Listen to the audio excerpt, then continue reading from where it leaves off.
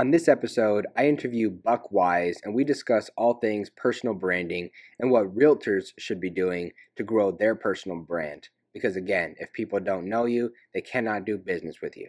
Thanks so much for tuning in. I really hope that you enjoy this episode.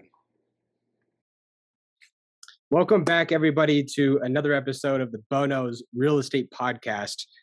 Today, I'm really excited because I have Buck Wise on the podcast. Buck, thank you very much for being here, my friend. Yeah, dude, I'm on fire today. You see what I'm saying? He's got that nice screen. I got a boring clock behind me. He's on fire. No, you know what time? You know what time it is. That's why you got that clock there. I do know it's the Bo knows real estate time. That's what it is. What are we talking about today, Bo? What are we going to give to your audience today? Because I know they're just sitting here thinking, "What the hell's Bo got for us today?" Yeah, so I want to focus in on real estate agents. So I want to talk to them. I want you to provide them with all of your wisdom. But before we do that, real quick, I want to give them some context for who you are. So introduce yourself real quick. Yeah, so my name's Buck Wise. I've been in traditional digital broadcast media, marketing, sales operations for the last, the number just keeps growing, 26, 27, 28 years now. Worked for agencies, big brands, Starbucks, Nike, Google.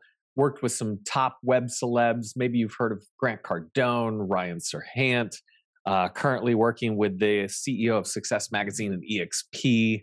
My background is eclectic. I started in syndicated radio, but I moved from syndicated radio into my own agency and then worked for large agencies and brands. And so lots of experience with small companies and big companies and building personal brands, which I think that's the most important thing for real estate agents today to realize is that the biggest commodity you have, the biggest equity you have is your personal brand.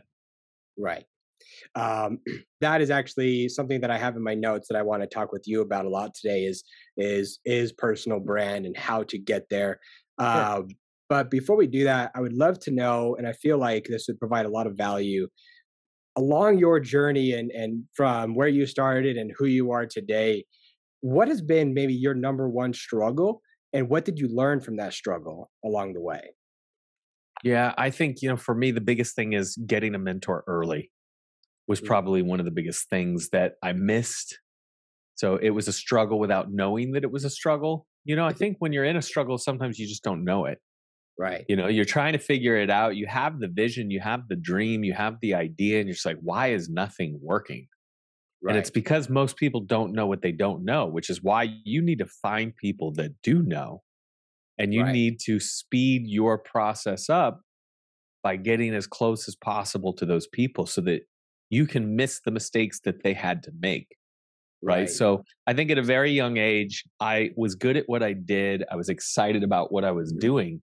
But when I was building businesses, I didn't have the right guidance or leadership. And I could have been, I don't live in a coulda world, but could have moved a lot faster had I known what I know today. So anyone that's watching this, if you're a younger entrepreneur, I would say get with people who have proven processes, who have proven results, who've done it before, not people who say they know, people who've proven they know. Ask them very specific questions about what they built and about what kind of success and results that those created for them personally in their life.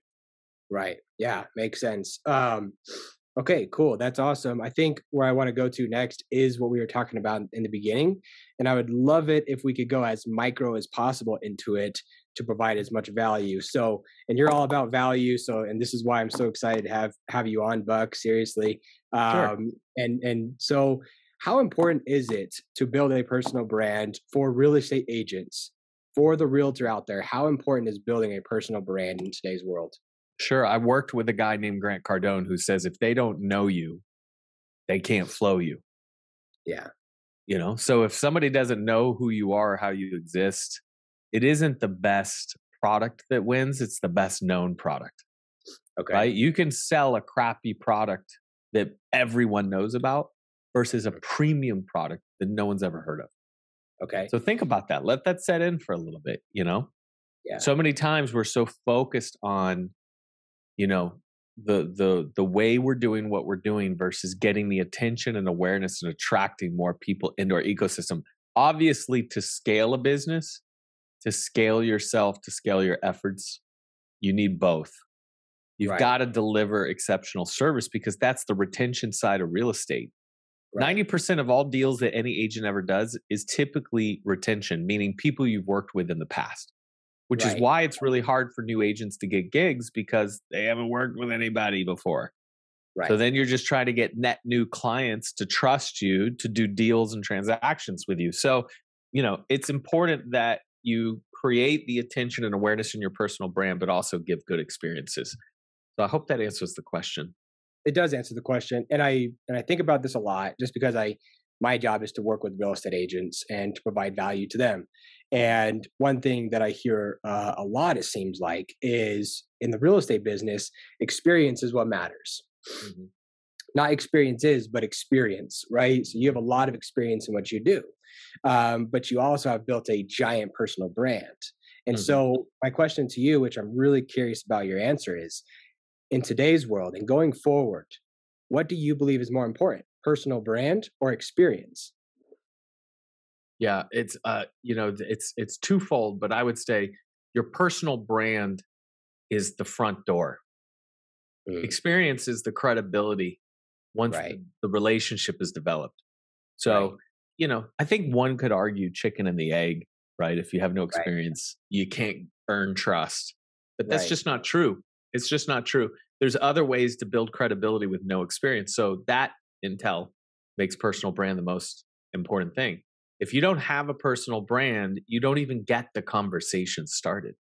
Like the right, key is this: how many people can you have a conversation with today? right, Trust me, it's much easier when you have a personal brand right, versus when you don't. It's much harder to start a conversation when you have nothing, no foundational elements of who you are, why you right, do what you do, how you're different from other people, what are the pillars, themes, what are right, all those verticals that you work in that you want to be known for. If you don't have those things, you're starting from zero. So why wouldn't you start at 50, 60, 80% right, and making that connection with someone? Personal brand is just key. right. Makes sense. Gary Vaynerchuk talks about this sometimes, about how people that don't have as much experience and may not even be as good as, Yeah. let's just talk about agents, may not be as good as some agents, Yeah. but they know how to market themselves. And Yeah. a lot of it is through social media, if not the majority of it.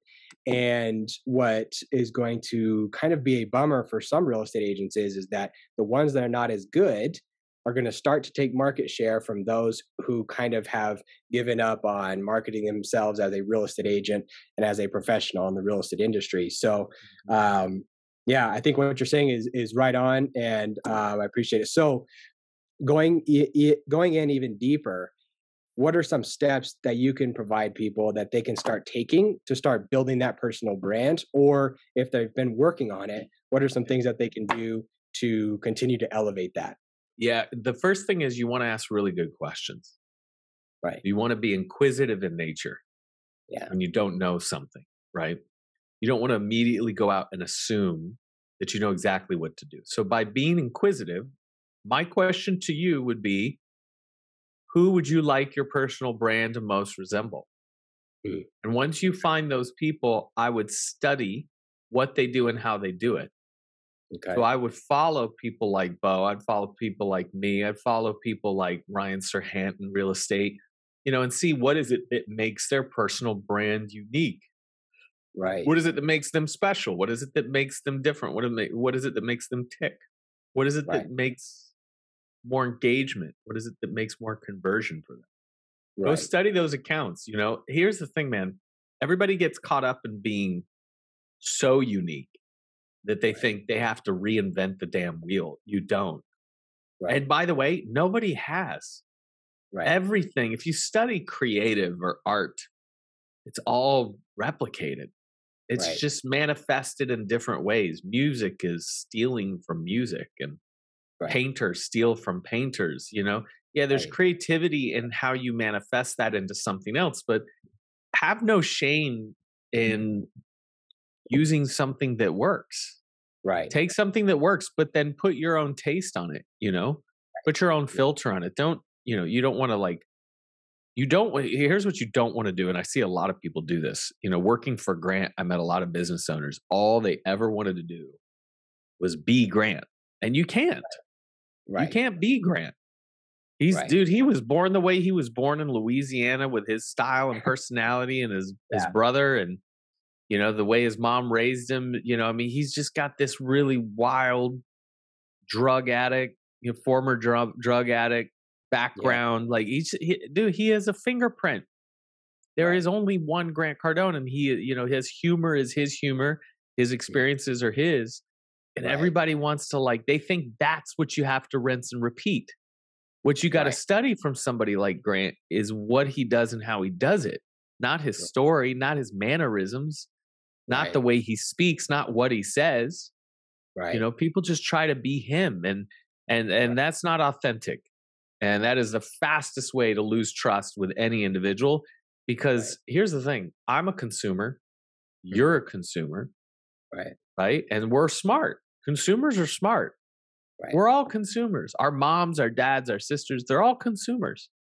Right. And in 2023, consumers are smarter than they've ever been. They smell an ad before an ad even hits them. We know what ad, there's no sneaky ads anymore, right? Right. Influencers came out and, people were like, oh, this is cool creative content. And then we slowly were like, oh, this is hashtag sponsored. Like now everybody kind of gets it. There's no Right. secret ads anymore. Right. So when you realize that the consumer is smart, they can smell the bullshit. So Right. like you trying to be like someone else is Right. never going to work. People are going to go not authentic and they're going to bail. So Right. learn who you are, be who you are, you know. Yeah. Focus in on what makes you special and Right. different. But, Grant's got a lot of great books like 10X Rule, Be Obsessed, Be Average, Sell or Be Sold. He's got a lot of tips and techniques on how he does what he does. Being obsessed about a platform, omnipresence, the level of Right. action you take, the amount of content you create, like all of those things you should do, but don't get Right. on there and start talking about 10X, cash Mhm. flow. That's Right. him, dude. He made that. You Right. can't be that, you know? Right. So that would be my Yeah. biggest advice. Yeah, no, I think that's huge. I think that it's kind of a make it or break it situation on social media, really. I think that the best way to sell, Robert Herjavec from Shark Tank. Uh-huh. Yeah, of course. You're probably friends with him, to be honest, but I will say that I saw an interview with Robert talking about on social media, everybody is selling, Mhm. but the more obvious the selling, the less effective it is. Yeah. And I think that's exactly right on point with what you're talking about. I think that you're exactly right. I think if the more that you can get people to trust you as a person, the more willing and more comfortable they will do to actually do business with you and Mhm. to choose you to be their real estate agent. Since we're talking That's to right. real estate, That's right. uh, Yep. I do want to ask you to kind of pivot into social media land. Mhm. What platforms are on your mind going into 2023? Yeah, but the platforms on my mind might not be the same for you, Hmm. right? So the biggest thing, I'm a data marketer, so the biggest thing you should be thinking about is who is my core consumer and Hmm. where can I develop a relationship with them faster, Okay. right? So there are certain platforms I like. That doesn't mean they work for you, and that doesn't mean it works for all real estate agents. In Right. Right. some markets, TikTok might not be a thing. In some Right. markets, Facebook might be a thing. If you're doing luxury, there's not a lot of luxury on TikTok because it's an older demographic. Now, Right. having said that, I'll go back to your point about social and give you some updated information because I'm a data marketer. I like this information. There are Right. now more 30-plus-year-olds on TikTok than there are under 30 years old. So, not to say that's not a platform you wouldn't invest in today, because imagine if luxury does end up being huge on TikTok in 3 years. Where are Right. you starting in 3 years? Too Right. late. Too Right. late. So as Right. you watch, and by the way, we've seen this happen with MySpace, then Facebook, then Instagram, then Snapchat, then TikTok. As new platforms hit, and sure enough, next year there'll be some new platform, right? Outside of TikTok. Right. TikTok's still the last darling, right? There's gonna be a new platform. As that happens, Young generation adopts it first. They flood the market. It becomes the young, hot, cool app. And then the Right. middle age, and then the moms and dads, and then the, the grandmas and grandpa. Like, look at Facebook now. It's the behemoth, right? Right. Everyone in the world is on it, and it's the older demographic that's on it every day, right? Right. And when the older demographic gets on, the young people go, "This platform sucks. I'm out. We need a place where we can all chill without our parents," right? And Right. so that inevitably is what happens. And so if you think about TikTok today, they're already saying 30-plus-year-olds make up more users than under 30. So we've already started to over inundate that platform over 30, which means where are the kids going next? I'll tell you, it's not going to be uh, what's it called? The photo app, the Now app. Have you seen this one? Oh, be real. Be Real. It's not going to be Real. Unless they add features to it, there's just not enough engagement. I've already seen it drop. It's not going to be Clubhouse. Clubhouse was ancestral. It's already dropped off. Yeah. Maybe Twitter makes a comeback. I'd watch Twitter with Elon making moves and changes on that platform. Twitter could be interesting, but again, don't read the mainstream news on social platforms. You go where your clients are.